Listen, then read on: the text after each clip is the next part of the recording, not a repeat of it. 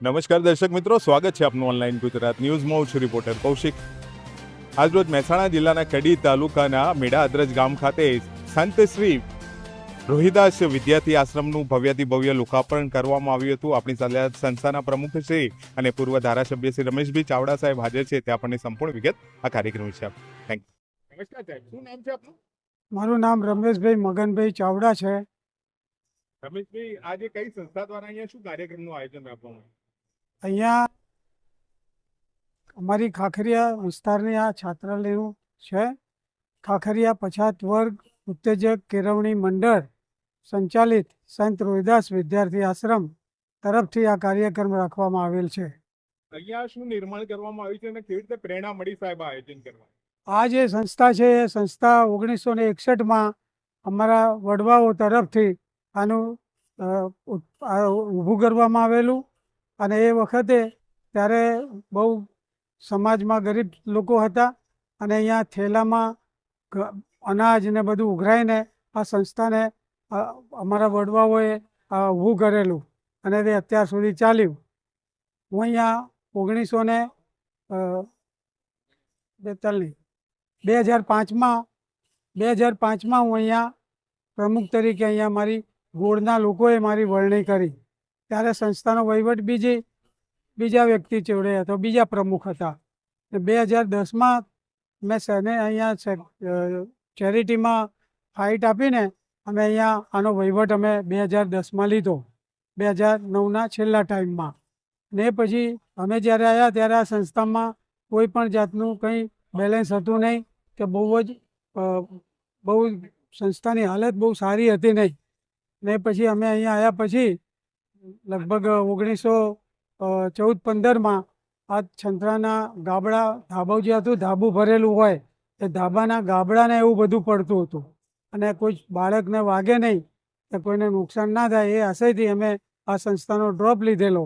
અને ડ્રોપ લીધા પછી અમે આર્થિક થોડી તકલીફ હોવાના કારણે થોડું લેટ થયું.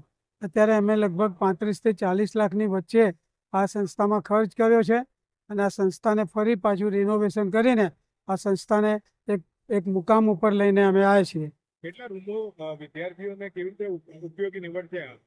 આ સંસ્થામાં સાહેબ પહેલા અગાઉ આજુબાજુ કોઈ સ્કૂલ હતી નહીં, એટલે અહીંયા આ સંસ્થામાં કમિશનરો થયા છે, એન્જિનિયરો થયા છે.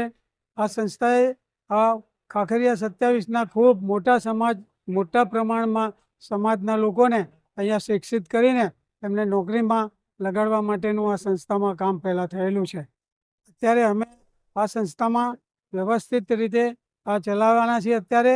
અને અમારા અહીંયા 11 ઓરડા છે અમારા, અને એક મોટો બેઠક રૂમ જેવો હોલ છે.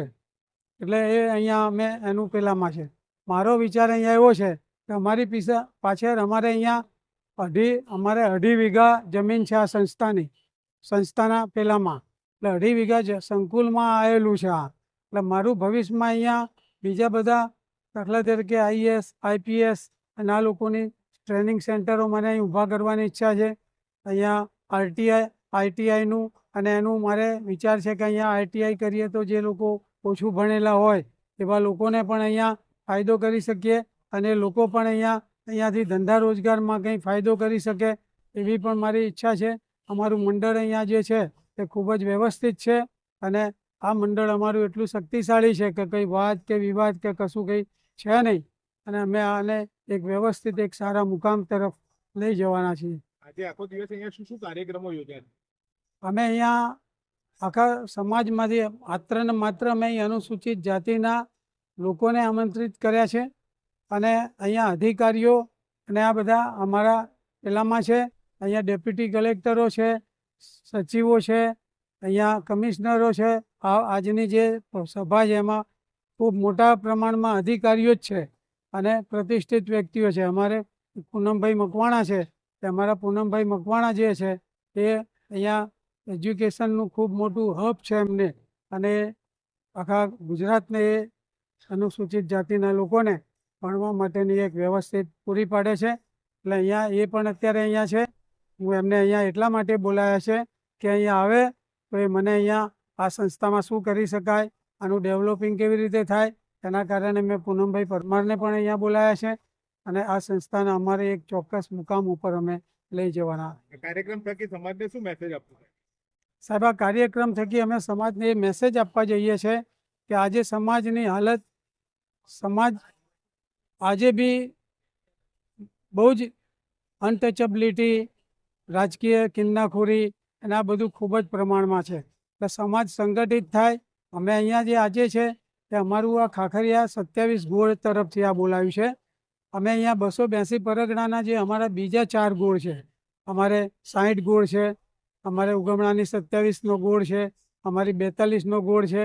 એટલે અમારા બીજા ગોળના લોકો અને બીજા આગેવાનો પણ અમે અહીંયા બોલાયા છે, જેથી કરીને એક મેસેજ છૂટો થાય કે ભાઈ આપણે બધા ભેગા થઈને જે વિદ્યાર્થી તેજસ્વી હોય એને આપણે સ્વરૂપ પ્રોત્સાહિત કરીએ અને એને આપણે અહીંયા સારી સગવડો આપીએ તો આ સમાજ આપણો, ભણીશું નહીં તો ભણ્યા સિવાય કંઈ મળવાનું છે નહીં.